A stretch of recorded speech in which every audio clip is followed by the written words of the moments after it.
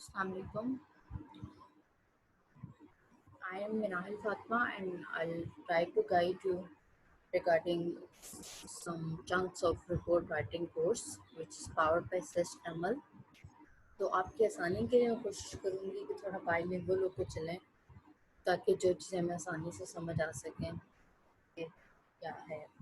सबसे पहले तो आज की प्रेजेंटेशन के जो पॉइंट्स हैं वो मैं बता दूँ कि आज हम थोड़ा सा बात करेंगे कि रिपोर्ट राइटिंग होती क्या है और रिपोर्ट राइटिंग के कितनी एग्ज़ाम हैं, एक प्रॉपर टेक्निकल रिपोर्ट का स्ट्रक्चर क्या होता है, स्टार्ट कैसे होती है, फिर उसके कुछ ऐसे पार्ट्स हैं जैसे साइटेशंस क्या होती हैं और एंड पे कुछ रिपोर्ट्स के बारे में आपको स्नैपशॉट्स दिखाऊंगी जो बाकी टेक्निकल रिपोर्ट्स लिखी गई हैं ना उनके हवाले से। तो चलते हैं अब हम लोग ये पहली हेडिंग की तरफ जिसका मतलब है what is report writing. What is report writing.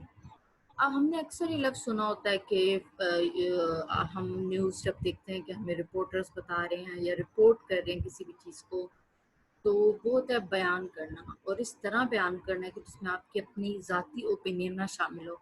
आपने अक्सर नोट किया है कि जब आप टीवी चैनल्स पे देखते हैं रिपोर्टर्स रिपोर्ट बता रहे होते हैं किसी की डेथ की, किसी की किसी धमाके की, किसी भी चीज़ की न्यूज़ रिपोर्ट कर रहे होते हैं, तो वो सिर्फ उस न्यूज़ के इर्द गिर्द ही रहते हैं। वो अपनी कोई ज़ाती राय उसमें नहीं बताते कि फलां चीज़ हो गई तो इस पे मेरा ये नैरेटिव है, बिल्कुल नहीं। इसलिए हमारी ओपिनियन रिपोर्ट पे मैटर नहीं करती। ये एक ज़रिया होता है किसी भी इंफॉर्मेशन को दूसरों तक पहुंचाने के लिए। सबसे जो अहम चीज़ जो रिपोर्ट को ऐसे से ज़रा डिफरेंट करती है और बाकी फॉर्मेट से, वो होती है कि रिपोर्ट बड़ी ऑर्गेनाइज्ड होती है। यहाँ अगर आपको एब्स्ट्रैक्ट दिया गया है, इंट्रोडक्शन दिया गया है, तो मतलब इसके पार्ट्स होते हैं, हेडिंग्स होती हैं और बहुत ही इसमें फैक्ट्स पे बात की जाती है, डाटा दिया जाता है आपको, ऑब्जेक्टिव प्रेजेंटेशन होती है इंफॉर्मेशन की। यानी अगर मैं देखना चाहूँ तो मैं कोई ग्राफ बना होगा, कोई टेबल बना होगा, तो मैं उससे देख के अंदाज़ा लगा सकती हूँ कि रिपोर्ट्स क्या कहती हैं। ऑर्गेनाइज्ड इस तरह होती है कि एक बड़ा सिस्टमैटिक सा पैटर्न होता है। आपको पहले ही इंट्रोडक्शन दे दिया जाता है। कई लोगों ने इंट्रोडक्शन पढ़ना है तो वो उसमें इंटरेस्टेड हैं। आपको एंड पे कुछ रिकमेंडेशंस दी हुई हैं।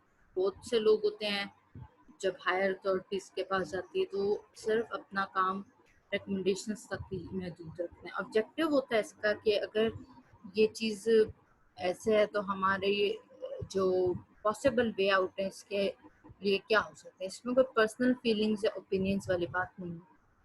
और एक ऐसा डॉक्यूमेंट होता है जो सारे एक सब्जेक्ट या एक टॉपिक के सारे एस्पेक्ट्स को कवर कर लेता है। इसके अलावा रिपोर्ट जो होती है क्योंकि एक इंफॉर्मेशन होती है, इसको आपने सही या गलत नहीं बताना होता।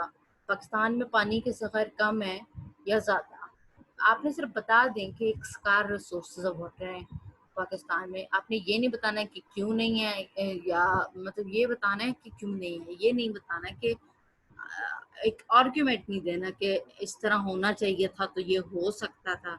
It's not like that. इसको एक ऐसा वन लाइनर या एक क्विक रीडर बनानी होती है कि आप एक बार स्किम करो तो आपको आसानी से रिपोर्ट समझ आ जाए। एक हेडिंग्स होती हैं, सब हेडिंग्स हों, शॉर्ट पैराग्राफ्स हों, डॉट पॉइंट्स हों, जिस तरह बुलेट्स में कोई चीज़ लिखी हो, जहाँ पे टेबल्स की ज़रूरत है, ग्राफ्स की है, वो ज़रूर बनाएं। इसके अलावा आप लोगों को जो एक एब्स्ट्रैक्ट होता है उसको हम कहते हैं यहाँ पे एग्जेक्टिव समरी। एग्जेक्टिव समरी जो होती है हमारे पास, उसको हम इंट्रोडक्शन भी कहते हैं। और इंट्रोडक्शन का हमारे पास ये एक चीज़ होती है कि इसको इतना शॉर्ट और प्रिसाइज होना चाहिए कि इसको पढ़ने से अंदाज़ा हो जाए कि आगे होने क्या वाला है। ज़रूरी नहीं कि आपको हर रिपोर्ट में रेफरेंसेस की ज़रूरत हो कि आपने कहाँ से डेटा लिया। अक्सर चीज़ें होती हैं जिसको हम कुछ टॉपिक्स पे हम खुद भी बात कर सकते होते हैं, इतनी सफिशेंट हमारे पास होती है रिपोर्ट। जिस तरह आपके कॉलेज या यूनिवर्सिटी में कोई इवेंट होता है, उसकी रिपोर्ट सिर्फ आप ही दे सकते हैं। उससे आपको किसी आउटसोर्स से एक्सटर्नल सोर्स से ज़रूरत नहीं होती इंफॉर्मेशन लेने की। टाइप्स ऑफ रिपोर्ट में हमारे पास होती है इंफॉर्मेशनल रिपोर्ट, जिसमें हमें बेसिक इंफॉर्मेशन देनी होती है, वेरी शॉर्ट होती है, और ये मंथली बजट्स या स्टाफ एब्सेंटीज या जिस तरह मैंने आपको बताया कि यूनिवर्सिटी के किसी इवेंट पे लिखी जा सकती है। रिसर्च रिपोर्ट्स हमारे बहुत सारे जब भी हम कैंपस में भी देखते हैं, जो पीएचडी स्कॉलर्स होते हैं या ये थीसिस वाले होते हैं, एमएस वाले, इन लोगों की जो रिपोर्ट्स होती हैं वो रिसर्च बेस्ड होती हैं। ये यूनिवर्सिटी लेवल का एक अहम पार्ट होता है, और इसमें रिसर्च एंड डेवलपमेंट के सब्जेक्ट्स और टूल्स को यूज़ करते हुए ये रिपोर्ट हम बनाते हैं। केस स्टडी एनालिसिस रिपोर्ट्स होती हैं। अब तक तो हम सबको आइडिया हो चुका है कि हम लोग कितनी केस स्टडीज पढ़ते हैं, उन्हें रिव्यू करते हैं, तो हमें पता होना चाहिए कि किस तरह की स्टडीज जो हैं, केस स्टडीज, उनके किस तरह एनालिसिस आता है। केस स्टडी में भी हम कोई कंक्लूजन नहीं निकालते, बस जो सिंपल हमारे पास एक चीज़ होती है उसके अकॉर्डिंगली हम लोग उस पर एक पॉसिबल उसका भी हम बता सकते होते हैं वे आउट के, ये अगर ऐसा होता तो ऐसा हो सकता था, बस दैट्स इट। ये भी एक हाइपोथेटिकल रिसर्च रिपोर्ट होती है, इसमें हम रियल लाइफ की एग्जांपल्स देते होते हैं, और यूनिवर्सिटी लेवल के कॉम्पिटिशन्स या इवन हमारी जो असाइनमेंट्स होते हैं अक्सर वो भी यही होता है कि आप इस केस स्टडी की समरी लिखें या अपना ओपिनियन बताएं, तो उस चीज़ को हम कहते हैं केस स्टडी एनालिसिस रिपोर्ट्स। अब हमें जो गुड स्लाइड रिपोर्ट लिखनी होती है, ये स्लाइड हमें इस बारे में बताती है कि हम ये रिपोर्ट लिख क्यों रहे हैं।